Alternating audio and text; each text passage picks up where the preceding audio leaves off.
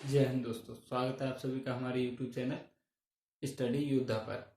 तो दोस्तों हम क्या क्या हिस्ट्री को पढ़ रहे हैं, ठीक है ना। हिस्ट्री में अब तक हमने 2 क्लास कर ली है। मॉडर्न इंडिया को हम पढ़ रहे थे, तो हमने शुरू किया था कि यूरोपीय कंपनी जो है भारत में कैसे कैसे आई थी, उनके बारे में हम पढ़ते जा रहे थे। तो हमने कल जो क्लास की थी उसमें जाना था कि कौन कौन सी कंपनी आई थी और कब कब आई थी। तो जो आज हम पढ़ेंगे वो पढ़ेंगे हम पुर्तगाल को, क्योंकि कल हमने पुर्तगाल स्टार्ट कर दिया था। वास्को डिगामा पढ़ा था कल और अल्मीडा पढ़ा था।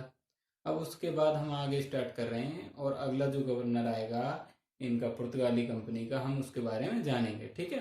तो आज की क्लास शुरू करने से पहले बस यही बोलूंगा कि चैनल को ज़्यादा से ज़्यादा सब्सक्राइब करवाना है और शेयर करते जाना है, ठीक है। लाइक डिसलाइक आपके ऊपर है, अगर आपको अच्छा लगेगा तो लाइक करोगे, अन्यथा आप डिसलाइक भी कर सकते हो। और अपना जो अगर डिसलाइक कर रहे हो ना, तो किस वजह से डिसलाइक कर रहे हो, आपको क्या इंप्रूवमेंट चाहिए, वो इसके कमेंट बॉक्स में नीचे लिख के जरूर बताना है, ठीक है दोस्तों। तो अब शुरू करते हैं आज की बात। हमने कल जाना था कि पुर्तगाली कंपनी में कौन है कि सबसे पहले वास्को डिगामा 1498 में भारत आता है। 1498 भारत आने के बाद वो यहाँ से बहुत सारी चीजें ले जाता है, उसको फायदा होता है। फिर दोबारा आ जाता है, फिर अल्मीडा आता है, ब्लू वाटर पॉलिसी होती है। तो यहीं पे एक चीज और आती है, द्वीप का। द्वीप सुना है ना, द्वीप में एक युद्ध होता है। द्वीप यानी अरब सागर है, उसमें कहाँ कौन कौन होते हैं उस युद्ध में। एक होते हैं इजिप्ट वाले, मिस्र का जो सुल्तान है उसकी नेवी होती है। एक जो गुजरात का उस समय जो यानी राजा होता है उसकी, उन दोनों की नेवी मिलकर क्या करती हैं, अल्मीडा से युद्ध करती हैं। लेकिन क्या होता है कि इस युद्ध में जो है अल्मीडा का, फ्रांसिस्को डी अल्मीडा था ना, जो पहला पुर्तगाली गवर्नर है भारत में, उसका जो बेटा है वो मारा जाता है। इससे क्या होता है, अल्मीडा का दिमाग सन्न पड़ गया भाई। अब देखो, किस उसका बेटा मर गया, अब वो क्या करेगा। वो जाता है वापस और दोबारा आता है, बहुत सारी ताकत लेके आता है। इस बार क्या करता है वो, कि उसकी जो बहुत बड़े शिप हैं उनके पास पुर्तगालियों के, जिनमें क्या क्या तोपें लगी हुई हैं, बहुत सारे हथियार हैं नए नए। लेकिन ये जो हैं, जो इजिप्ट वाला, इजिप्ट की नेवी और जो गुजरात की नेवी, ये बहुत ही कमजोर नेवी है, यानी कि छोटी मोटी नावों से युद्ध कर रहे हैं। क्या करता है, अल्मीडा इनको हरा देता है, ठीक है। और उसके बाद क्या होता है कि भारत में पुर्तगाली की स्थिति क्या होती है, मजबूत हो जाती है। ये मैंने जो बातें लिखी हैं ये डी अल्बुकर्क की हैं। तो देखो होता क्या है, जैसे अल्मीडा हराता है तो ये क्या करते हैं, मैंने बताया था कल, बहुत सारे नाम लिए थे, कोचीन, कुन्नूर, ठीक है, कालीकट। इन सब, ये कौन से कोस्टल एरिया है, अरब सागर में जो कोस्ट है ना भारत का, उसके ये सारे एरिया, उस पर क्या करते हैं, ये इन लोगों का कब्जा हो जाता है। यहाँ एक बार ऐसे समझ सकते हो आप, देखो मान लो, इसे दोबारा लिख लें, कोई दिक्कत नहीं है। ये भारत का, ये हो गया गुजरात, ये भारत। यहाँ मान लो ये जो हैं ये सब कौन है, यहाँ गुजरात तक पहुंच गए ये पुर्तगाली, सही है। यहाँ बॉम्बे वगैरह, महाराष्ट्र बॉम्बे हैं। तो ये सारा है, इन्होंने कौन किसके कंट्रोल में आ गया है, पुर्तगाल के। जब ये पुर्तगाल के कंट्रोल में आ गया है, और थोड़ा आगे बढ़ते हैं, हिल पे अल्बुकर्क को भी ले आएंगे, सही है ना। ये देखो पुर्तगालियों ने यहाँ कब्जा जमा लिया। अब ये सारे जो कोस्टल है ना, ये किसके, पुर्तगालियों के हो गए। अब यहाँ से किसी को इधर जाना है या यहाँ से इधर आना है व्यापार करने के लिए, तो यहाँ क्या करते हैं, ये टैक्स सिस्टम लागू कर देते हैं। टैक्स दोगे हमें तभी जाओगे। देखो ये भारत है, एक कितने अचंभे की बात है यहाँ पे, कि भारत के लोग अपने देश में ही व्यापार करने के लिए, अपने देश से बाहर व्यापार करने के लिए क्या दे रहे हैं, टैक्स दे रहे हैं अपनी सीमा को पार करने के लिए। कैसी स्थिति हो चुकी होगी उस समय, देखो यहाँ पे क्या क्या इन्होंने अपने जो सिप खड़े कर रखे हैं इन सब जगह, ठीक है ना। यहाँ से कोई बाहर से आ रहा है उसे भी टैक्स देना पड़ेगा, क्योंकि इस जगह इसमें ये सारा क्या है, अरब सागर, इस पर किसका कब्जा हो चुका है, इन पुर्तगालियों का, सही है। इसी को क्या बोला है, परमिट, परमिट सिस्टम बोलते हैं। इसी को क्या बोलते हैं, परमिट सिस्टम। परमिट सिस्टम क्या है कि अगर तुम्हें यहाँ से भी कोई भी व्यापार करना है तो इनसे, किससे, पुर्तगालियों से पहले परमिट लो, उसके बाद अपना व्यापार करो।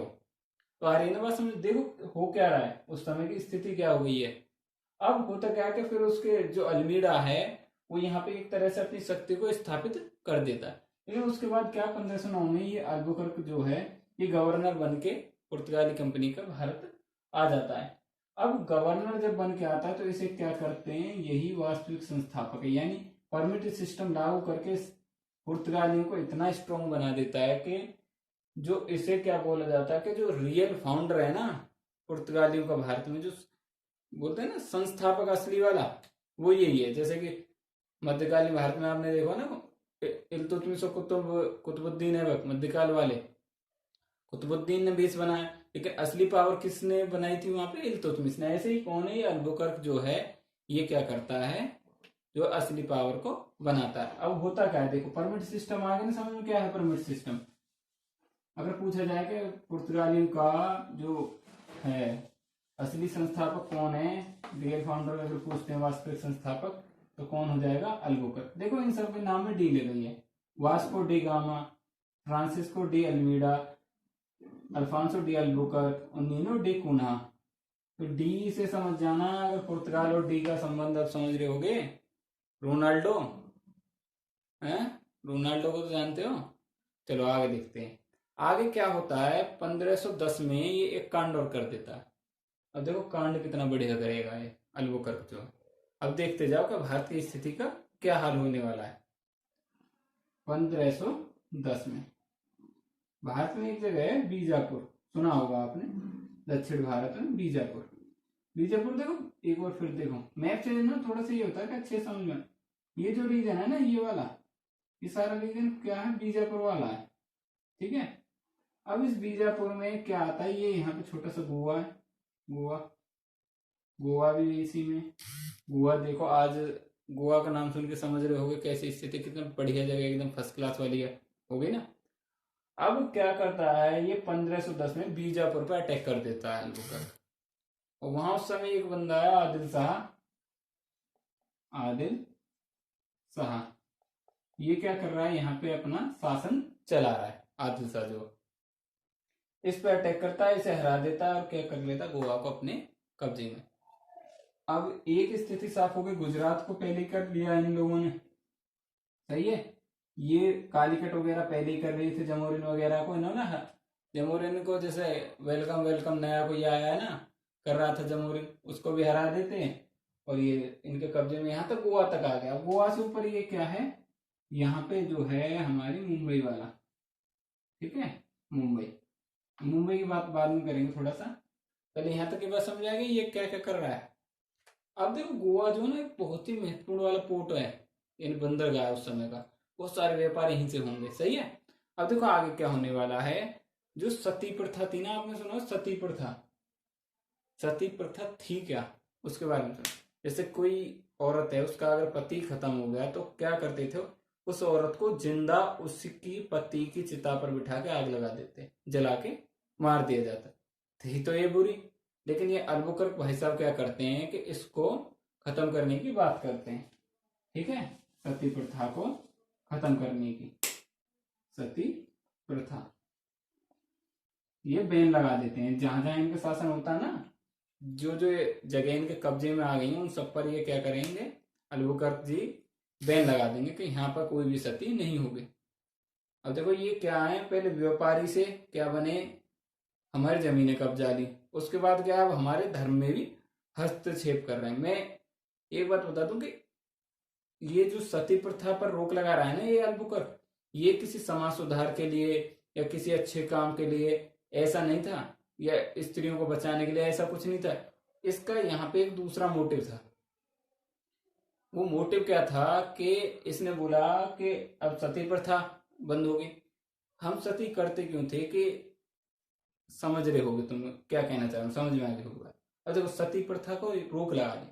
अब उन स्त्रियों के साथ ये बोलता है पुर्तगालियों से, पुरुषों से, पुर्तगाल के जो आदमी हैं उनसे कि तुम इन विधवाओं से विवाह करो, इन विधवाओं से विवाह करो। इससे क्या होगा कि भारत में इनकी संख्या बढ़ने लगेगी पुर्तगालियों की।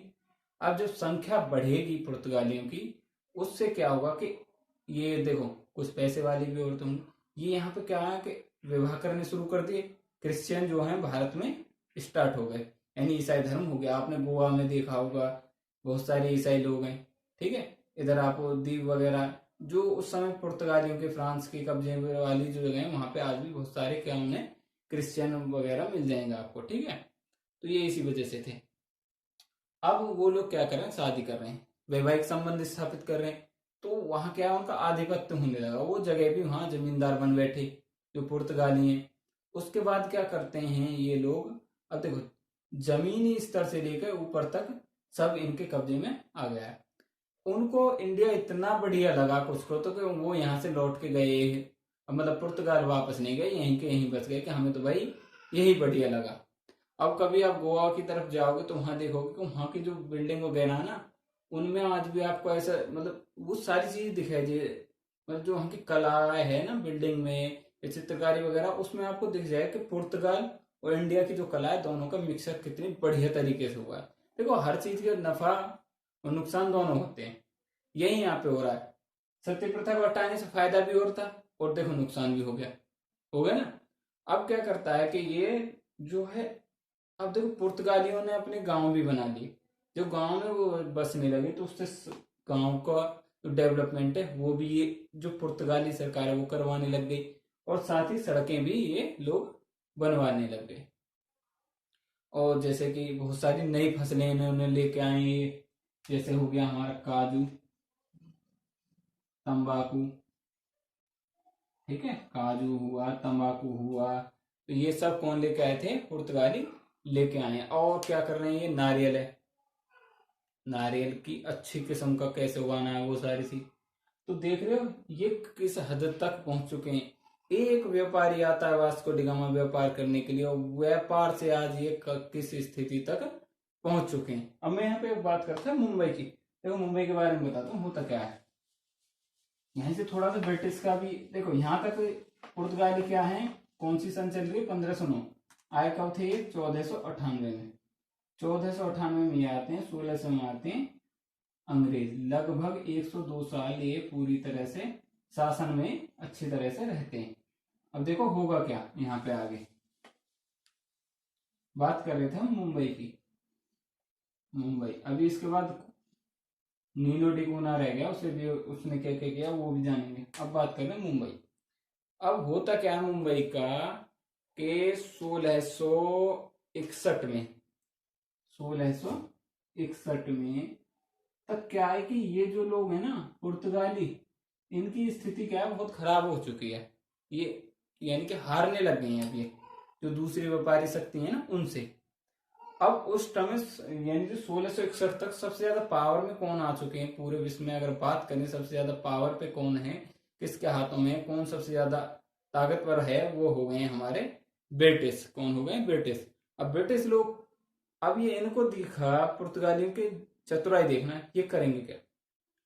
अब इन्होंने सोचा कि अगर हम लड़े इनसे तो क्या हार जाएंगे और यहां से भी भागना पड़ेगा।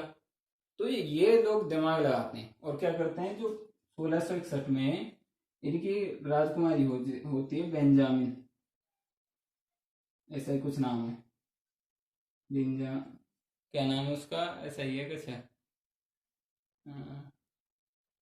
ब्रिगेंजा, ब्रिगेंजा, ठीक है ना, ब्रिगेंजा, ब्रिगेंजा नाम की इनकी एक राजकुमारी है, और प्रिंस जो है इंग्लैंड का, इंग्लैंड।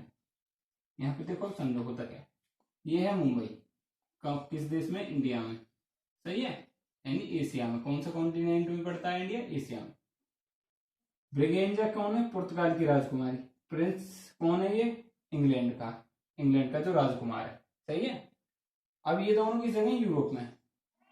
अब 1661 में इन्हें लगता है पुर्तगालियों को कि हम भाई अंग्रेजों से लड़ेंगे, हार जाएंगे, तो ये सीधा सा फंडा एक अकल लगाते हैं और क्या करते हैं, इसकी जो अपनी राजकुमारी है और बेटे इनके राजकुमार से इसकी शादी करवा देते हैं। अब शादी हो गई, अब ये दोनों कौन हो गए, पुर्तगाली और अंग्रेज संबंधी हो गए, और तो भाई इनका लड़ना झगड़ना खत्म। और क्या करेंगे, ये अपनी एक सीमित सीमा में सिमट के रह जाएंगे। अब सीमित सीमा में निपट गया, अब बात आती है मुंबई। मुंबई को क्या करते हैं, ये दहेज में दे देते हैं भाई, मुंबई को दहेज में दे देंगे।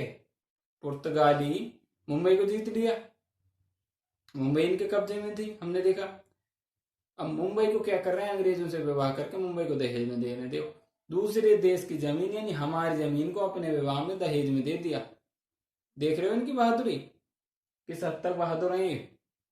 और हमारी ये सब किसकी कमी है, हमारे जो उस समय का जो राजा महाराजा है वो आपसी फूट जो थी उसकी फिल्म। ठीक है, अब देखो अल्बुकर्क भी हो गया, सही है। अब है नीनो डी कून्हा। कौन है भाई साहब? नीनो डी कून्हा। और लगभग हम इसमें भी ज्यादा ऐसा कुछ था नहीं, ये जो था पुर्तगालियों का लगभग हम सारा खत्म कर देते हैं आज ही। सही भाई, नीनो डी कून्हा। अब एक बार फटाक से रिवाइज मारेंगे सारा का सारा। देखो मेरा तो फंडा यही है कि रिवीजन भी पिछला करके चलो, सही है ना। पिछला रिवीजन करके चलोगे तो फायदे में रहोगे, सही है। अब क्या करता है ये, सबसे पहली ये फैक्ट्री किस जगह लगा रहे हैं बताओ? कोचिन में। कौन लगा रहा है? हमने बात की थी कैब्रल की। कैब्रल क्या है, सबसे पहली फैक्ट्री कोचिन में लगाता है। अब देखो ना भाई साहब, जो क्या करेंगे इस कोचिन से राजधानी जो है कहाँ स्थानांतरित कर देंगे? अपनी गोवा। ठीक है, तो ये एक क्वेश्चन बन जाता है कि नीनो डी कोना क्या करता है, राजधानी कोचिन से ले जाके गोवा में ट्रांसफर कर देता है। अब और क्या करेगा भाई ये? ठीक है, यहां तक की बात समझ में आ गई।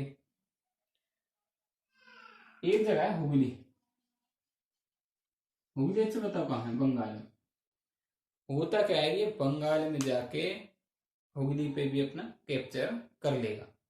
साथ ही साथ जो गुजरात है, गुजरात में एक बहादुर शाह नाम का जो नवाब है वो होता है, उसे भी हरा देता, उसे भी कैप्चर कर लेता है। इस तरह से क्या है कि पुर्तगाली एक तरह से फुल पावर में है जब तक अंग्रेज नहीं आ रहे हैं, और इनका पूरी तरीके से सब चीज बढ़िया चल रही है, सही है। अब ये भ्रष्टाचार भी शुरू करते हैं, बहुत सारे जो ऐसे काम है ये धीरे धीरे अपने अंदर ही चल रहे हैं। ठीक है, ये जो हमारी मुख्य बातें जो हमें पता होनी चाहिए, हमें पीएचडी थोड़ी ना करनी है इस पे। अब इसके बाद क्या है, हम थोड़ा सा पुर्तगाल हो गए यहाँ पे, थोड़ा सा क्या सारा खत्म। अब थोड़ा सा पुर्तगाल का जो और इंग्लिश दोनों को क्या हम मिला के पढ़ेंगे अगली क्लास में। मिला के कैसे कैसे कैसे पुर्तगालियों की शक्ति कम होती है और अंग्रेजों की बढ़ती है, उन दोनों को क्या मिला के साथ में लेके अगली क्लास में हम पढ़ने वाले हैं। आप हमारे साथ जुड़े इसके लिए आप सभी का बहुत बहुत धन्यवाद। ज़्यादा से ज़्यादा भाई शेयर करवाइए, और क्या करना, चैनल को सब्सक्राइब करवाना। जय हिंद,